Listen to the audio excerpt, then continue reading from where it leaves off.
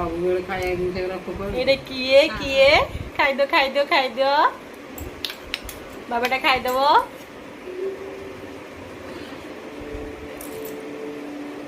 ଏ କଣ ମୋ ଅଣ୍ଡା କାର୍ଯ୍ୟରେ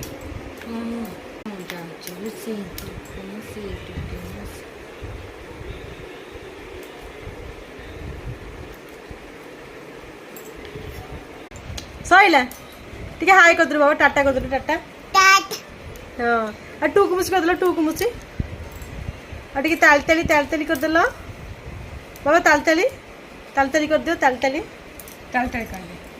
କରିଦେଲ